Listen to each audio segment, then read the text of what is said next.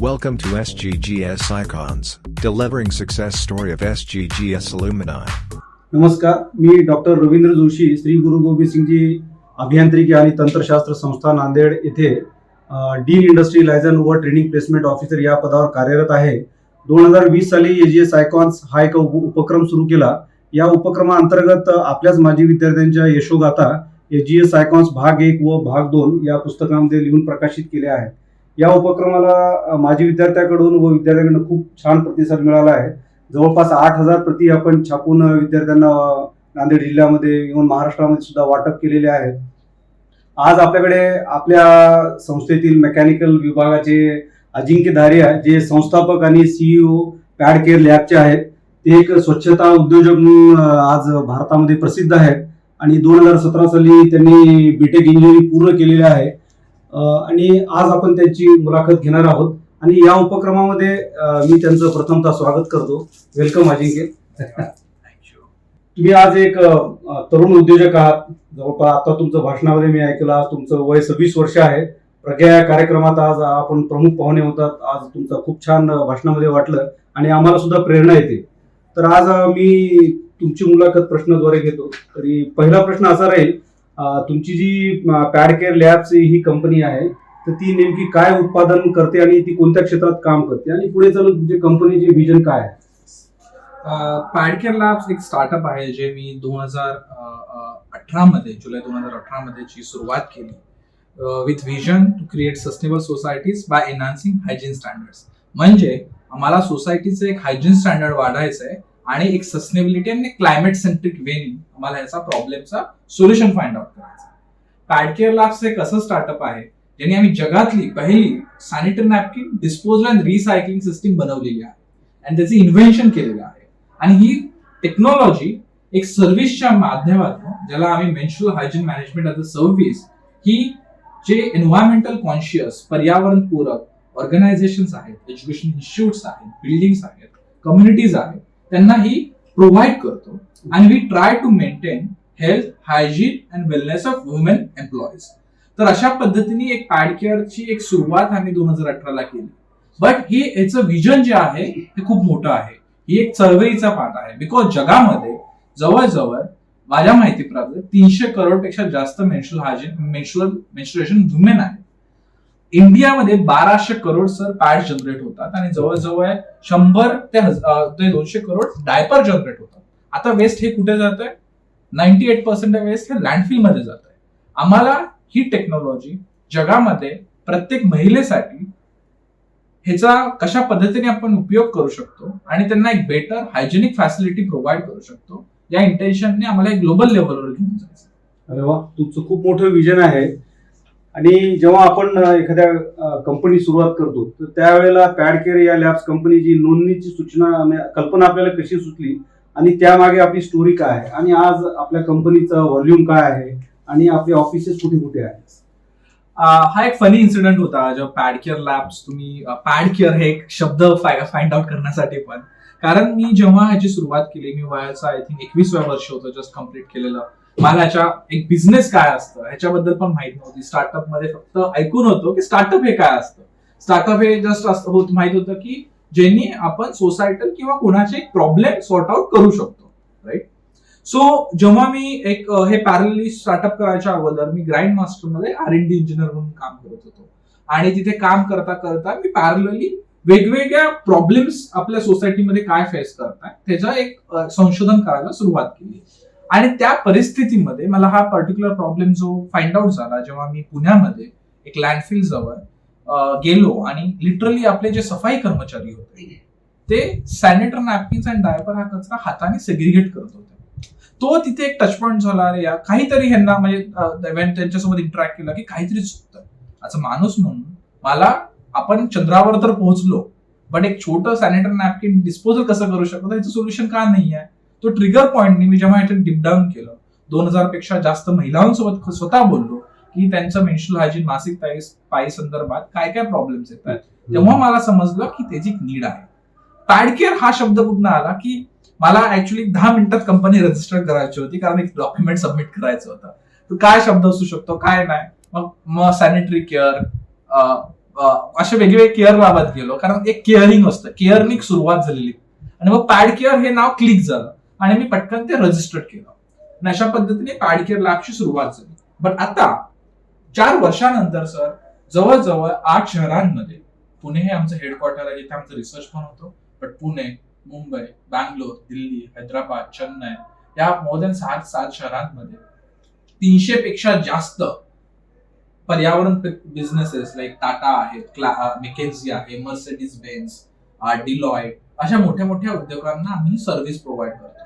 आणि ही service provide करत असताना आम्ही त्यांना डेटा पण देतो की काय ह्या आम्ही कधी सर्व्हिसेस केली, कशा पद्धतीने त्यांच्या ह्याच्यावर इम्पॅक्ट झाला. आता जवळजवळ आपली 52 लोकांची टीम आहे. मी जेव्हा सुरुवात केली तेव्हा एकटा होतो, पण आता 52 यंग इंजिनियर्स किंवा यंग चेंज मेकर्स ह्या पर्पजला अलाइन झालेले आहेत.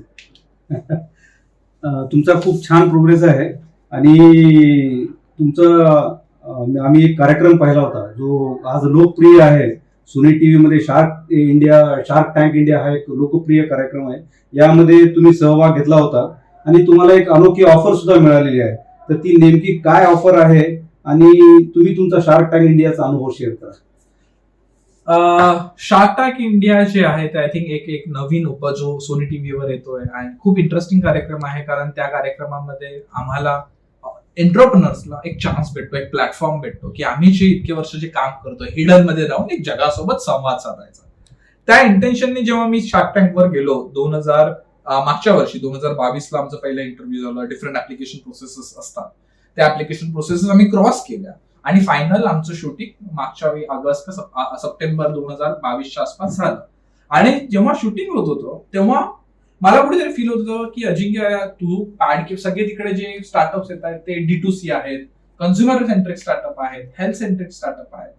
मेन्स्ट्रुअल हायजीन मॅनेजमेंट हे कसं मी पिच करू, हे खरंच त्यांना हा प्रॉब्लेम समजेल का, जर असा स्केप्टिकल होतो. मी गेलो, बट एक कुठेतरी मनामध्ये माझ्या एक ते कॉन्फिडन्स होता की अजिंक्य, इफ तू तुझी स्टोरी रियालिटी जी आहे काही सांगितली लोकांना समजेल. माझं इंटेन्शन तेच होतं की ह्या सोनी टीव्हीच्या शार्क टँकच्या माध्यमातून ही स्टोरी भारतातल्या 10 करोडपेक्षा हाऊस होल्डना, घरांना मी कशी पोहोचू शकतो, हे एक बेस्ट माध्यम होतं. आणि ते करण्यासाठी आणि मेन्स्ट्रुअल हायजीन मॅनेजमेंट जे आहे त्याचं टॅबू, त्याच्यावरतीच्या ज्या प्रथा आहेत ते ब्रेक करण्यासाठी एक्झॅक्ट चांगली अपॉर्च्युनिटी होती. तर मी तिथे गेलो, पिच केलं. बट सरप्राइझिंगली ते करता करता मी कधीच इमॅजिन नव्हतं केलं की शार्क्स फाईट करतील ही डील घ्यायला. एक शार्क पियुष बन्सल जो लेन्सकार्टचा फाउंडर आहे, त्यांनी तर ब्लँक चेक ऑफर दिली. ब्लँक चेक ऑफर म्हणजे he is not able to kind of value की एवढी मोठी याची व्हॅल्यू आहे प्रॉब्लेमची, ते नंबर्स मध्ये आपल्याला सांगता येणार नाही. आणि मला it is not about the transaction, मला तिथे कॉन्फिडन्स अजून बुस्टअप झाला की हा प्रॉब्लेम खूप मोठा आहे आणि ह्याला इकोसिस्टम कडनं चांगला सपोर्ट आहे की ह्याला मी कशा पद्धतीने ऍक्सलरेट करू शकतो. तर शार्क टँक हा माझ्यासाठी पण एक नवीन वेगळा अनुभव होता. बट त्यानंतर जी ब्रँड व्हॅल्यू कंपनीची वाढलेली आहे, ज्या सिस्टीम व्हॅल्यूची वाढलेली आहे, टेक्नॉलॉजी व्हॅल्यू वाढली, ती खूप मोठी आहे. खरोखरच तुमची जी कंपनी एक सोशल कॉज साठी आहे आणि शार्क टँक इंडिया या कार्यक्रमामध्ये तुमच्या सहभागामुळे आज तुमचे एक नॅशनल पर्सनॅलिटी म्हणून तुम्हाला ओळखायला लागले आणि खरोखरच तुमची यशस्वीतेकडे वाटचाल आहे. तरी याबद्दल हा अनुभव तुम्हाला कसा वाटतो आणि पुढे चालून तुमचे देशासाठी योगदान कशा स्वरूपाचे असेल? अजून पण स्टील लास्ट 4 वर्ष मी या क्षेत्रात आहे आणि प्रत्येक दिवस माझ्यासाठी पहिला दिवस असाच म्हणून आहे, कारण प्रत्येक दिवशी नवीन चॅलेंजेस फेस करतो आणि ती लाईफचा तर पार्ट झालाय. चॅलेंजेस नसतील तर कधी कधी वाटतं रे काय जीवनात काहीच चाललं नाही, हे सगळं नीट चाललंय म्हणजे काहीतरी चुकीचं सुरू आहे. बट मी याला असं सक्सेस बोलू शकत नाही, कारण सक्सेस म्हणजे की जगातल्या प्रत्येक महिलेला या सेवाचा एक अनुभव घेता येईल, त्याला मी सक्सेस बोलेन. आपले जे रॅक पिकर्स जे आहेत, वेस्ट पिकर्स आहेत, त्यांना हे वेस्ट एक डिग्निफाय पद्धतीने हँडल करायला भेटेल, त्याला मी सक्सेस बोलेन. आणि एक छोटी माझी डेफिनेशन सक्सेस जी आहे की सकाळी जे मी ठरवतो आणि जे रात्रीमध्ये झालं तर माझ्या चेहऱ्यावर एक स्माइल असते, एक सॅटिस्फॅक्शन असतं, and that is what I will call success as well. Because एक डे टू डे ऍक्टिव्हिटीमध्ये आपण जे करतोय त्याला एक अप्रिशिएट केलं पाहिजे. या जे आता पॅडकेअर ही एक इकोसिस्टमचीच बेबी आहे.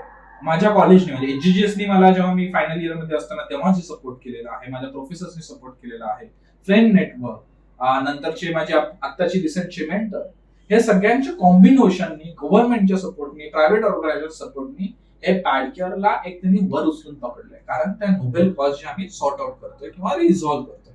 आमचं विजन एकच आहे. आमचं विजन आहे की ह्या जगामध्ये एकही अशी महिला नको जिला मासिक पाळीबद्दल काही माहित नसेल, तिला सगळं माहित असलं पाहिजे. त्याची अवेअरनेस करू आणि पॅड्स कशा पद्धतीने डिग्निफाय पद्धतीने डिस्पोज होतील त्याचे एक परिपूर्ण आम्ही असं सिस्टीम कशा पद्धतीने पोहोचू शकतो हेच आमचं विजन आहे. अच्छा, अरे वा.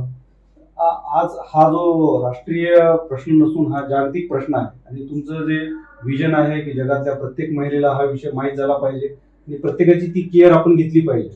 तर आज जेव्हा आपण उद्योजक उभारतो आणि एक प्रोडक्ट बनवतो, बरोबर आहे, तर आपल्या भारतामध्ये तुम्हाला कंपन्या तर करायच्यात, तर पुढे जगामध्ये याचा विस्तार कसा होईल आणि तुमचे काय याबद्दल काय आयडिया आहे?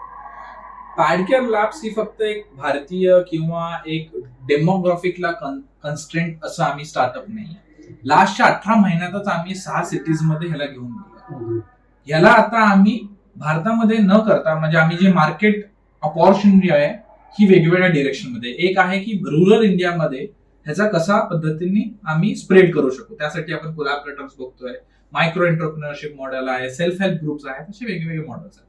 दुसरं मॉडेल आहे की जगामध्ये आता UK, Saudi, Singapore and Canada and US या 5 कंट्रीमध्ये आम्ही मार्केट चेक करतो, एस्टॅब्लिश करू शकतो की नाही. कारण आतापर्यंत या युरोपियन कंट्रीज, US कंट्रीज, सगळ्या कंट्रीजमध्ये हा आतापर्यंत कचरा आपल्या आशियन कंट्रीज मध्ये पर्यंत पाठवला जायचा, तिथे तो डंप व्हायचा. त्यांच्याकडे इन्सिनरेशन ही अलाउडच नाही कारण consider pollution is a issue, right. So what we did that, we have identify the government, local government partner, त्यांच्यासोबत पार्टनर करतोय, रेग्युलेटरी चेक करतोय आणि सून प्रोबॅबली पुढच्या 18 ते 24 महिन्यात तुम्हाला ग्लोबल लेवल पॅडकेअर पण दिसू शकते. ग्रेट, बेस्ट ऑफ लक. जेव्हा आपण एखादा आपला मुलगा यशस्वी होतो त्या पाठीमागे आई वडिलांचं, कुटुंबियांचं आणि गुरूंचे सुद्धा खूप मोठे आशीर्वाद असतात. तर आम्हाला तुमच्या कुटुंबाबद्दल माहिती सांगा आणि उद्योजकतेची ही प्रेरणा तुम्हाला कुठे मिळाली? मी प्रोबॅबली मला स्वतःला एक लकी म्हणू शकतो. आणि लकी का, कारण मी ज्या फॅमिलीमध्ये वाढलोय आणि ज्या पद्धतीने वाढलोय लहानपणापासूनच की काहीतरी इसेंट्रिक करायचं. माझा असं रजेश बोलायचं नाही की तुझा जन्म साधा झाला नाही, तुला काहीतरी करायचं आहे, तुझा जन्म सोसायटीमध्ये काहीतरी करण्यासाठी झालेला आहे. माझी आई एक वन ऑफ माय इन्स्पिरेशन आहे ह्या पूर्ण जे मी आता करतोय त्यामध्ये. बिकॉज तिने कधीच माझी क्युरिओसिटी मारू नाही दिली की या प्रत्येक क्वेश्चनला आन्सर करत गेली. की एक छोटा क्वेश्चन की टीव्हीवर ऍड बघितली पॅड्सची आणि शी अगेन इमिजिएटली जेव्हा मी क्वेश्चन विचारला की पॅड्सचं काय होतं, ती क्लिअरली ती असं नाही बोलली की नाही हे काय, हे तुझा विषय नाही. तिने सांगितलं की फिमेल बॉडी कशी असते, बायोलॉजी कशा पद्धतीने वर्कआउट होते. सेकंड, माझे पॅरेंट्स जे आहेत ओव्हरऑल, माझे grand parents they are coming from social background. माझी आई वुमन एम्पॉवर मध्ये काम करते आणि त्यामुळे मला नेहमीच ते बघत होतो की त्या एक प्रॉब्लेम जेव्हा आपण सॉल्व्ह करतो, एक महिलांच्या किंवा आपण टार्गेटेड ऑडियन्सच्या एक तोंडावरची स्माईल, वेस्ट स्पीकरच्या, सफाई कर्मचाऱ्यांवरच्या तोंडावरची स्माईल, हेच माझ्यासाठी एक रिटर्न ऑफ इन्व्हेस्टमेंट होतं हे जे करतोय. माझ्यासाठी आतापर्यंत डिफरंट स्टेजमध्ये वेगवेगळ्या पद्धतीचे मेंटर्स राहिलेले आहेत, आदर्श राहिलेले आहेत. बट कधीही मला विचारलं की अजिंक्य तुझा आदर्श पण, डेफिनेटली प्रत्येक जण आपल्या पॅरेंट्सचे नाव बट घेतात आणि डेफिनेट माझी आई वडील हे वन ऑफ द आदर्श आहेत. बट धीरूभाई अंबानींना मी मानतो कारण त्यांची मला लहानपणी वयाच्या 7व्या वर्षी माझ्या 7वी असताना माझ्या आजोबांनी त्यांची एक हे आणली, बुक आणली की अजिंक्य हे वाच. आणि ते माझं इन्स्पिरेशन नेहमी राहिलं की त्यांनी त्यांची जीवनाची सुरुवात एका पेट्रोल पंपापासून कशी नेली. आणि आता आशियातले नाही, I think Mukesh Ambani one of the top 10 billionaires आहेत, इंडो वन आहेत. सो एक स्मॉल ट्रिगर ऍक्शन कशा पद्धतीने ह्यूज इम्पॅक्ट करू शकते, and that is what PadCare is. माझा स्वतःचे आदर्श आहे. बरोबर. आता तुम्ही कॉलेजमध्ये आहात, तर तुम्ही ह्याच संस्थेचे मेकॅनिकल विभागाचे माजी विद्यार्थी आहात. 4 वर्ष तुमचा स्टे या महाविद्यालयात होता. अनेक उपक्रमामध्ये आपण भाग घेतलेला आहे. त्याचा तुम्हाला कसा फायदा आणि कॉलेजच्या काय आठवणी आहेत तुमच्या? कॉलेज आय थिंक कॉलेजच्या आठवणी मी सांगायला गेलो तर आपला पुढचे 2-3 तास जातील. कारण नाही सांगू नाही शकत, कारण तो एक वेगळा माहोल होता, राईट. आपण जेव्हा कॉलेजमध्ये असतो आणि एनर्जी हाय असते, ती तो एज ग्रुप, ते पियर्स, कशाची भीती नसते, कुशनिंग असतं, नेहमी नाविन्य काहीतरी शिकायची एक इच्छा असते, राईट, एक हंगर असते, एक भूक असते. कॉलेजमध्ये असताना वेगवेगळ्या ठिकाणी माझ्या प्रत्येक टप्प्यात वेगवेगळ्या आठवणी आहेत. पहिला टप्पा जो होता की फर्स्ट इयर मध्ये जेव्हा मी आज मी ज्या इव्हेंटसाठी चीफ गेस्ट म्हणून आलेलो आहे, प्रज्ञामध्ये एक छोटा मी व्हॉलंटियर होतो की ह्या प्रज्ञाच्या इव्हेंटचं बाकीच्या लोकांना PRC कमिटीमध्ये जाऊन त्यांना कसं बोलून घ्यायचं. तिथे मी कम्युनिकेशन करायला शिकलो. तिथे मला समजलं की लोकांसोबत कशा पद्धतीने बोलायचं. सेकंड इयर असताना आम्ही पहिल्यांदा आय थिंक खूप दिवसापासून सुप्रा RNXG मध्ये मी ऍक्टिव्ह होतो. RNXG मध्ये आपण जी बोलता त्या सिनियर सोबत काम करून लाईन फॉर रोबोटिक्स, खूप साऱ्या रोबोटिक्स ऍक्टिव्हिटीज मध्ये पार्ट घेतला. आर्मेगेडनची आम्ही सुरुवात केली. नंतर थर्ड इयरला मी सुप्रा बाहा जे व्हेकल ऑटोमोबाईल इंडस्ट्रीज ऑटोमोबाईल बनवतात त्याच्यामध्ये मी पार्टिसिपेट करायला सुरुवात केली. तिकडे मी कॅप्टन होतो. या वेगवेगळ्या इनिशिएटिव्ह मध्ये मी शिकत गेलो. टीम मॅनेज कशी करायची, रिसोर्सेस कसे मॅनेज करायचे, कमी रिसोर्सेस मध्ये मॅक्सिमम आउटपुट कसं आणायचं, माझी स्वतःची माइंडसेट कसं चेंज करायचं, इमॅजिनेशन कशा पद्धतीने करायचं, या सगळ्या गोष्टी ह्या ऍक्टिव्हिटीजने शिकवल्या. माझी सर्वात आय थिंक कॉलेजमधली खूप वेगवेगळ्या आठवणी येतात, बट मला अजून एक आठवण आठवते की या मी पार्टिसिपेट करत होतो जेव्हा ह्या इव्हेंटमध्ये, तेव्हा तहान भूक सगळं विसरून जायचो आणि आम्ही त्यामध्ये पूर्ण मग्न होऊन जातो. ज्या पद्धतीने आज आपले प्रज्ञावाले जसे व्हॉलंटियर्स ज्या पद्धतीने आपले काम करतात.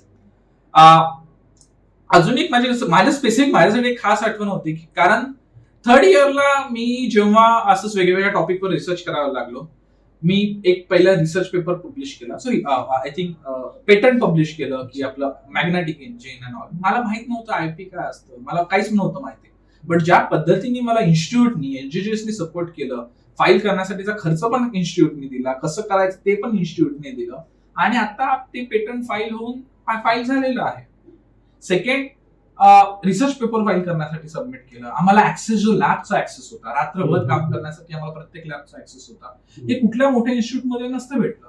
हे NGGS मुळे मला हा चान्स भेटला आणि ते करत असताना मला सर्वात आयुष्यात भेटलेले माझे मेंटर्स, प्रोफेसर्स आणि माझे मित्र मैत्रिणी, राईट, आता पण आम्ही टच मध्ये आहोत. आता किती कोणी मोठ्या दुसऱ्या पोझिशनला असेल, आम्ही जेव्हा एकत्र येतो तेव्हा ह्याच आठवणी शेअर होतात. तुमचा संस्थेचा 4 वर्षाचा स्टे खूपच प्रेरणादायी आहे आणि SGSच्या प्रज्ञा या कार्यक्रमात आज प्रमुख पाहुणे म्हणून होतात आणि त्यामध्ये एक गोष्ट ऐकली, तुमच्या लग्नाची गोष्ट ऐकली, तर याबद्दल थोडी माहिती सांगा. सो आता रिसेंटली माझं लग्नाचं म्हणजे एंगेजमेंट झालेली आहे. शिवानी संतेकरची सेमच बॅच होती. तेव्हा असं कधी आम्ही इमॅजिन नव्हतं केलं. एक होती सुरुवात, फ्रेंडशिप असतं, एक classmate, friends, best friend, but ज्या खरंच अटॅचमेंट असते ते नंतर आपल्याला समजतं की काहीतरी अटॅचमेंट आहे, काहीतरी मॅजिक आहे. बट वन थिंग मला ऑब्झर्व, मी ह्या बाबतीत अगेन लकी बोलू शकतो की माझे जे फ्रेंड्स आहेत, माझ्याच पहिले मित्र, ती मैत्रीण पहिली आहे. आणि good part is about her, मी जे ऑब्झर्व केलं की तो करेक्टिव्ह फीडबॅक.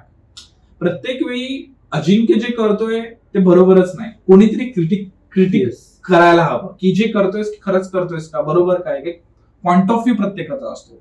आणि माझ्या फ्रेंड्सकडनं, तुझ्याकडनं, फॅमिलीकडनं नेहमी मला करेक्टिव्ह फीडबॅक भेटत गेले. आणि ते करेक्टिव्ह फीडबॅक असे नव्हते की फक्त रॅन्डम, ते थॉट एक काळजीपूर्वक होते की अजिंक्यचा रस्ता किती तो वाहून नको जायला, त्याला पुन्हा कुठे जरा ऑफ गेलं तर माझ्या लगेच माझ्यावर सगळे होतं की नाही अजिंक्य, बॅक टू नॉर्मल.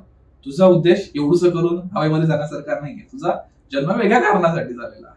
आणि हे करत असताना मला जाणीव झाली की नाही, Shivani can be my life partner, because it is not about she is just माझ्यासोबत ती गोड बोलून फोटो हे सगळ्यासाठी तिचं आहे की ती करेक्टिव्ह फीडबॅक देते की एक लाईफचा, बिझनेसचा ती पार्ट होऊन माझ्यामध्ये एक बदलाव ती लावू शकते. आणि त्यानंतर आम्ही घरच्यांच्या संमतीने निर्णय घेतला की आम्ही लाईफ पार्टनर बनू शकतो. बट कॉलेजच्या मेमरीज मध्ये तो पण एक वेगळा पार्ट आहे की कॉलेज म्हणजे आपण एक अकॅडमिक्स असतं, प्रॅक्टिकल लर्निंग्स असतात, बट कधी कधी पूर्ण जीवनाच्या गाठी पण बनवू शकतात. आणि ते फक्त राईट माइंडसेट असला पाहिजे, ते लॉंग टर्म असलं पाहिजे. कधीही काही करायचं असेल, माझ्या लाईफमध्ये होतं की शॉर्ट टर्म काहीच नको, करीन तो लॉंग टर्म नाही तर नको. कारण ते स्मॉल सॅटिस्फॅक्शन कधी कधी ह्यूज आपल्यावर इम्पॅक्ट करतात. स्मॉल सॅटिस्फॅक्शन साठी चुकीचे पद्धत निवडतो आणि ते मला कधीच करायचं नव्हतं. त्यामुळे बिझनेस असो, अकॅडमिक्स असो किंवा लाईफ पार्टनर असो, आय वॉज ऑलवेज क्लिअर की I want to take a long term decision. तुमच्या लव्ह स्टोरीवरून असं वाटतं की पॅड केअर सोबत तुम्हाला लाईफ केअर पार्टनर सुद्धा भेटली.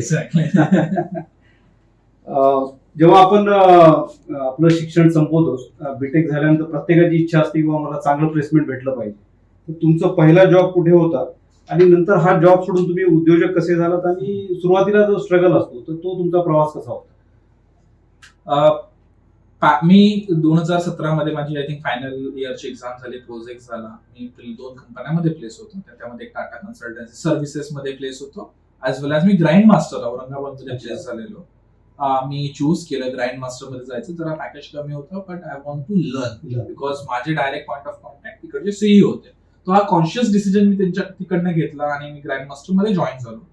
बट लकीली मला तिथे नॅनो एक्स एक प्रोजेक्ट होता आयआयटी दिल्ली सोबत, इस्रो सोबत, त्याच्यासोबत काम करायला चान्स भेटला. मग मी आयआयटी दिल्लीला शिफ्ट झालो.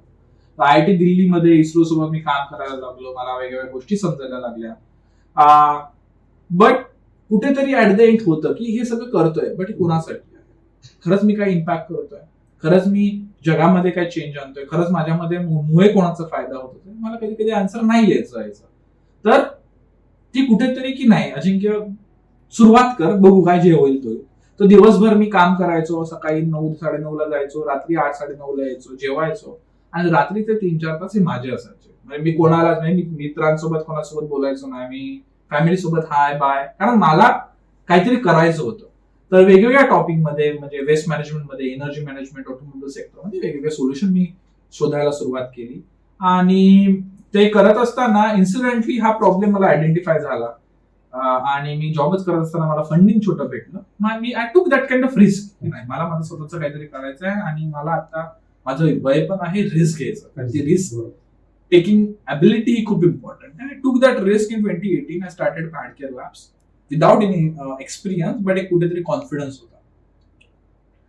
तुमची जी कंपनी आहे ती सोशल कॉजसाठी आहे आणि खरोखर तो खूप मोठा इश्यू आहे.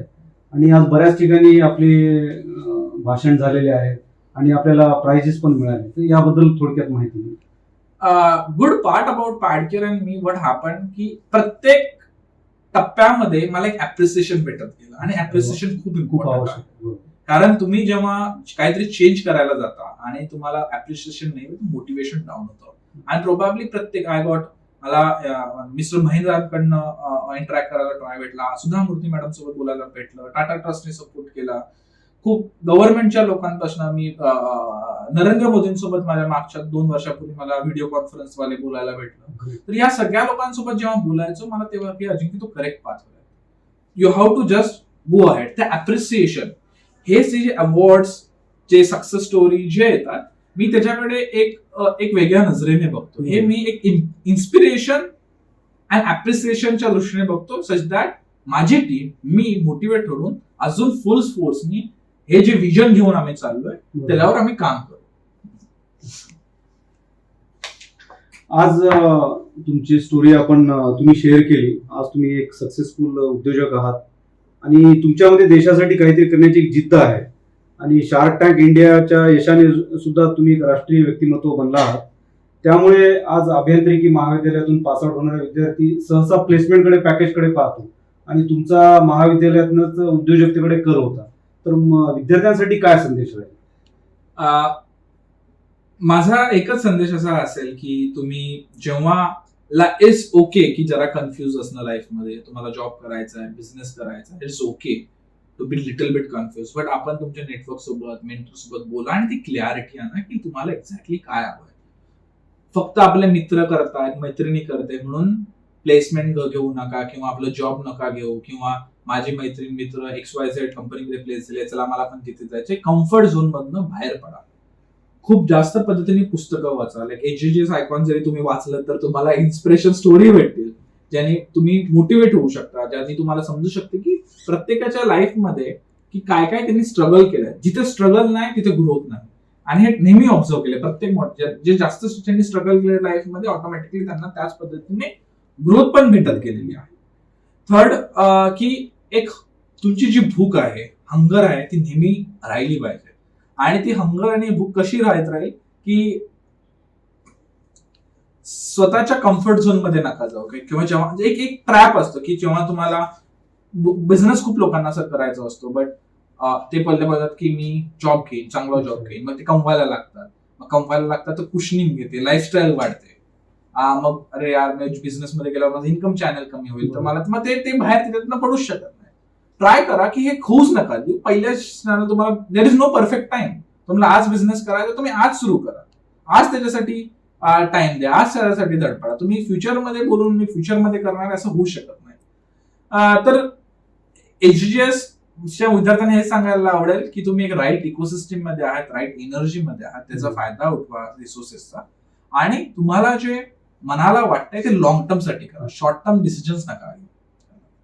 तर तुम्ही HGS मधनं पास आउट झाल्यानंतर उद्योजक बनलात, पण आज बऱ्याच गव्हर्नमेंट ऑफ इंडियाच्या आणि महाराष्ट्र शासनाच्या सुद्धा स्टार्टअप या संकल्पनेअंतर्गत बरेच योजना आहेत.